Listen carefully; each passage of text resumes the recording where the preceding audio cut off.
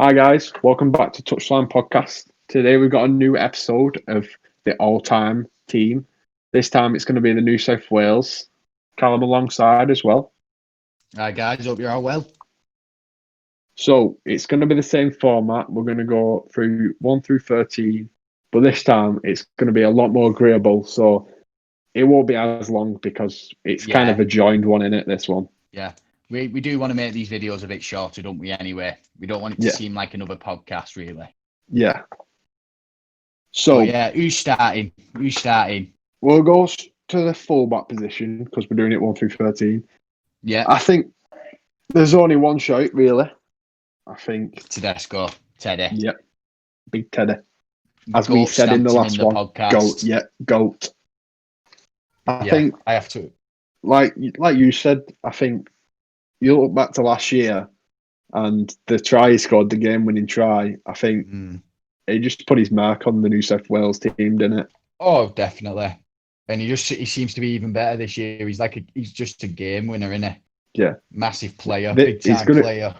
And the best thing about this year is with it being in November, obviously they're going to have a bit more time to recover rather than do it in between.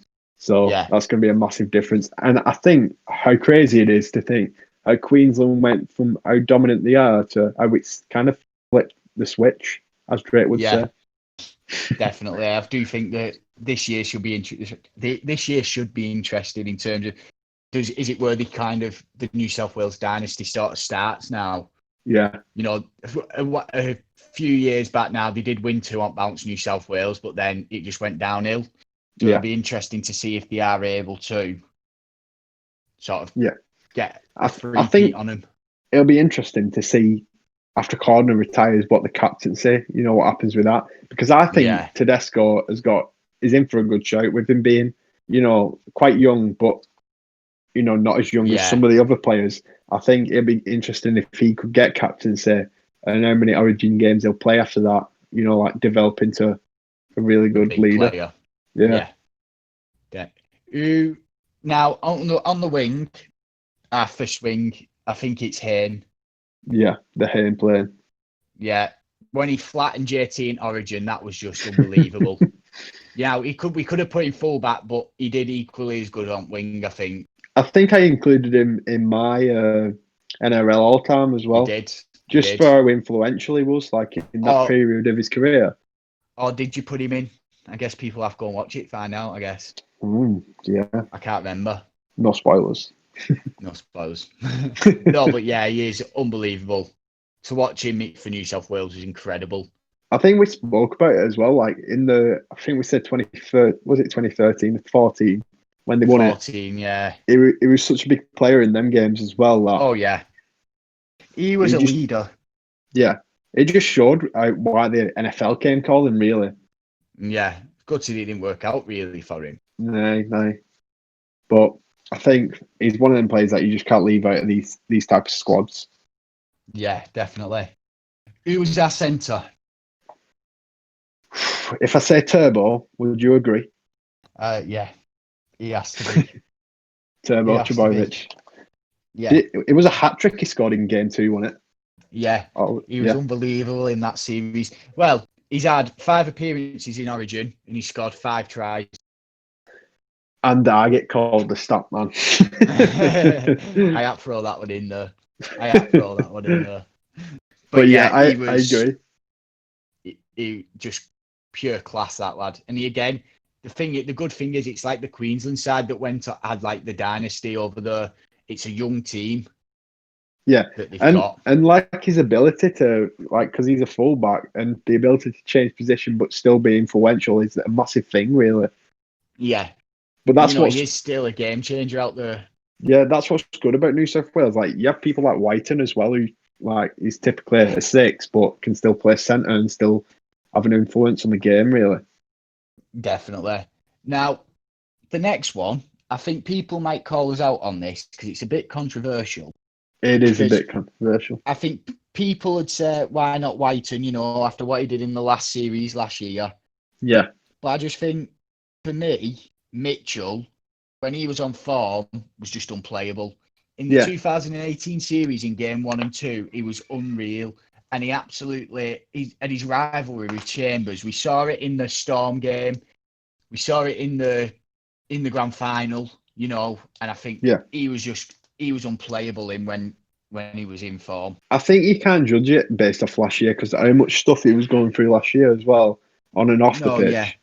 But I think, go on. I think like you look towards this year and how he's come on from the start of the season. I think he'll be back in form for State of Origin this year, and I think he'll play well. I think he'll be just as an influence as Tedesco will. I do think that Mitchell, there is an honourable mention for Whiting, definitely, because after Mitchell, after game 1, he stepped up and he did some big plays. You know, he was solid in defence, but like I said, I just think Mitchell is just a class above each centres when he gets into form. He's still got a lot to prove, but what he's shown and this, like what he did in the first year that he started playing first grade, I mean, it's just not heard of really. Yeah.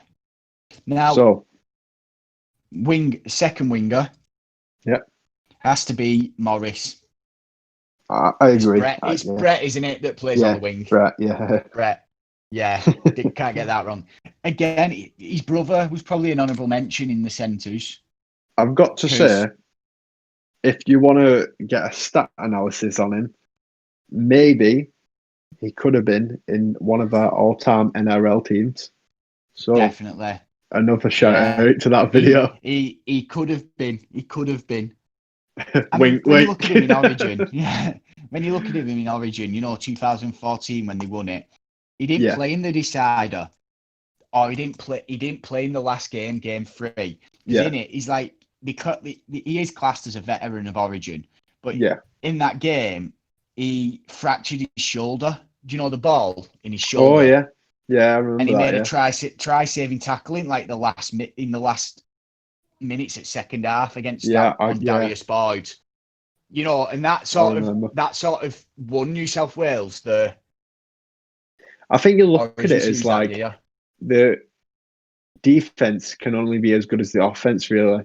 So the opposite way around, really. Like if you don't play good defense, you're not going to win a game. And players like Brett Morris, like you've seen it this year with Roosters when he made that double tackle, like he's just one of them players that he might not show it all the time on the offensive side and get all the tries and stuff, but his work rate in defence is just unreal.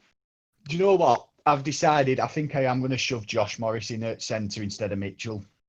Oh, yeah. I think he was just, again, in that game, he went down with an ACL injury, a knee injury that was season ending. And he bloody hell, lad, changing up. He made a tackle on Greg Inglis in the same game. Just gonna shout out, you know, the person that's gonna edit this video rather than me or you. That's gonna have to change the pictures now. Sorry, I had to. Since we were talking about his brother, it felt right that I had to put him in. I had to. Could have just said honourable mention, but you know, okay, you can change it. That's all right. So moving on to 6. I'll let you do the 2 halves. I'll end up changing them again. So for my 6, I've gone with James Maloney. I think he's, like you said, like he's a veteran really, and especially how influential he was in them games for New South Wales, like recently as well. I think he's one of them players this year that's going to be missed really in the Hartsbury. Yeah, because with it being so up and there, but I think. But you look at someone who can easily control a game if they're winning or losing. And, you know, you can push the ball forward or, you know what I mean? I think Maloney's the type of guy that you need in that position, especially in State of Origin. It's such a tough game as well. And the thing is with, like, Maloney as well, he just doesn't quit. You know, in like one of the games last year, I think it was the first game or the second game, he threw an interception. And then, he don't put his head down, does he? And a few plays later, he threw the exact same pass and it came off for him. Yeah. And then he's one of them that just don't put head down and he gets on with it. When you look at it, and he lost like 3 Origin series, he lost the 2013 one, the 2016 and 17 series, and then to come back and win back to back Origins, you have to give him some credit. His resilience is unbelievable. Yeah. It's going to be a shame, really, that I know it can still potentially get picked, but it's very unlikely with him being at Catalan. Yeah. But it's just a shame, really, because of how old he is, he's not really got much left. But I think he probably looked at it and gone, I've won back-to-back Origins, won a Premiership. Yeah. World Club Challenge winner. He's done it all, really. So let's move on to our 7. Who you decided? He captained them in 2003. He's won a total of 5 State of Origin series. Andrew Johns. Matter. Has to be. Andrew. Let's not get them two mixed up. Andrew Johns. You know, I would have put Matty in if he'd actually won one, but no, Andrew, he was just a quality player. He was like the Blues sort of first. Yeah. For me. Yeah, I agree. I think he's another one. I know we keep talking about influential players and stuff, but in the era that he was in, I think he was the natural leader really in that team. Yeah. And I think like you have someone like that on the pitch, it's just a matter of getting people around him that'll fit it properly. Yeah. Because he's one of them players that you want to, like build around. But I know it's State of Origin is only 3 games, but you want the centre of attention to be him and him to make the players. You just farted, didn't you? No, it's mature. Oh, is it your chair? Oh, sorry, that distracted me then. I could just hear it creaking it back. People are going to think it's you, myself. I had to call you out on that, Cav. I'm sorry. I know we were trying to be professional in that, but I just couldn't let that slide. Lad, I told you before, I have to, it's pre-nervous number 2 time before we start these. Bloody hell. I thought we would have cut it short then. It's mature. Oh, yeah. Right. Okay. Nah, I just did 3 more there. Right, we're getting distracted. Right. Should we do the 2 prop forwards together? Or are we doing one, then your 9, and then your... No, yeah, we can do them together if you want. Willie Mason, absolute leader, enforcer. He won 2 Origins. He was quality to watch. He was just, no one messed with him. He'd run it in hard, he'd defend hard, and I just couldn't leave him out. I agree. Same as you, really. He runs in. He's one of them that's not bothered about it. He'll just get on with it. Even if he is injured, he's one of them players that'll play through it and stuff like that. And then them are the type of players that you need, especially at Origin level. Going on to that, who's our number 10? I think we both got Clemmer, haven't we? Yeah. Yeah. Like he's pretty much same, really. He's one of them that he seems to have been around for ages, but when you look at it, he's only 26. I know, it's crazy. When was his first Origin? What year? Oh, put you on spot here now. Christ. Yeah, I'm not even going to try and take a guess. I'm going to say like 16 or something, 2016. I'm going to guess. Because I remember they used to call him Finger, the Terminator, in it. I remember that, but I don't know what year it was. I don't know why I even guessed at that, really. But yeah, he's not even in his prime yet, as a forward. I just think he is, once he gets in his prime, sort of 2 more years, he'll be unbelievable, especially with the way Knights are going as well. I was just about to say that. I was about to say, like, the way Knights are, I think, as well as New South Wales, like, the Knights have a shout with him and obviously Ponga. No, but we'll save that for Sunday. Yeah, we'll save that. So, moving on to our number 9. Big shout. I think it is a tough choice, but Damien Cook. Yeah, could have had Robbie Farah, but I think Damien Cook is just world class at minute. Probably one of the best hookers in NRL, probably in world actually. I think you have a case for Robbie Farah. Like through that time, like 2014, he was class. Yeah. No, yeah, I fully get that. I The mean, way Damien Cook's. Sorry, back to back. No, I was just going to say he's a back-to-back winning Origin hooker, innit? Yeah. So you can't really argue with it, and he scored a few big tries as well for Blues. And the way he moves, like straight after the play the ball, he's sick. And he's so quick. Yeah. But so, go. No, I was just going to say, like that try that he scored in last year's Origin series, where he carved them up through middle and then they sent Munster's ankles down tunnel early and went over. But yeah, go on. We'll move on. Now, going on to number 11, I think, again, there's only one for me. People will argue a case for the likes of Hindmarsh, Menzies, you know, but for me, and watching Blues, I think Tyson Frizzell. Yeah.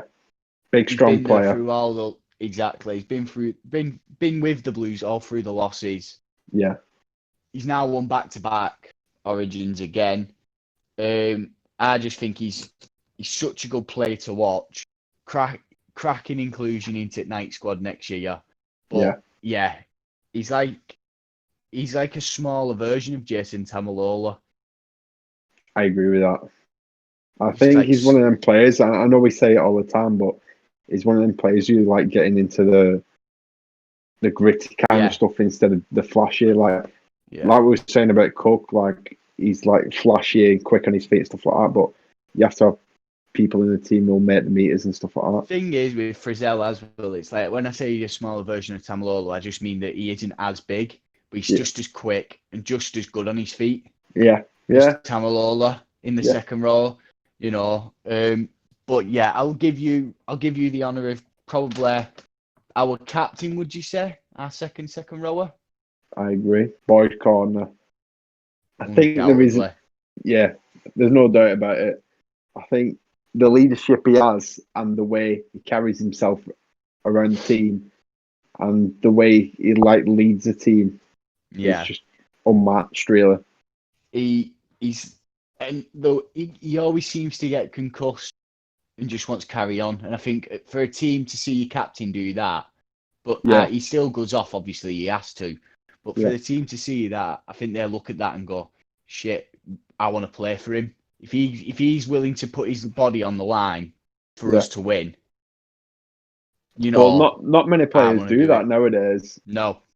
And like, I think we spoke about it in an earlier video, but like you said, how his body's just in bits now. Like it just shows you how much he puts on the line and stuff like that. No, I fully get. It's a funny one, really, isn't it? Because with him, he is tough. Yeah. The amount of knocks he gets and stuff, but he's very rarely injured. Yeah. I think he's a quality player as well. He does everything right, tough in defence. And going on. I think that sums up from the 12th, Jake Trbojevic. Solid player. Yeah. Solid player. He's one of my favourite players in NRL at minute. He just does everything right. His brother gets all the rewards. I think his brother's a quality player. Yeah. I think having him in the pack really helps Cherry Evans and Tom. Having Jake in the pack. I think it proper complements like the backs, really, the way he plays, like, and his ability to offload it as well. No, yeah. Like he's the one that creates like the big breaks and stuff like that. It's as if he's like another receiver in terms of catch and pass. Yeah. You know, for a forward, he's got quality set of hands on him, good on his feet, and in defence, he just chops him. It's like a lawnmower. He just takes the shins out at game, like. But I think he's one of them players in this modern New South Wales team. I think he's dead influential in like the way they're able to like run off the ball and stuff like that and break the line. One of the best, I think, personally, in NRL at the minute. I will say, with this team now, we've gone through it and all, but I think a few days down the line, I think there'll be a lot of new inclusions to it. Yeah. I think the likes of Cameron Murray will come into it more. Yeah. You know, Cleary. Jacob Saifite, Payne Haas will come into it as well. Yeah. There's a number of players that will come into it. Kira, eventually, hopefully. So the youth that they've got it's unreal, and it's quite scary to think about. Yeah, the depth in the team is quality. So, but that pretty much sums it up. Yeah, I'll give you the honours of outroing, mate. Thanks for watching, everyone. Make sure you like, comment, subscribe. And if you haven't checked out our other videos, make sure you go back and look at them. But other than that, thank you. Yeah, stay safe, guys. Take care.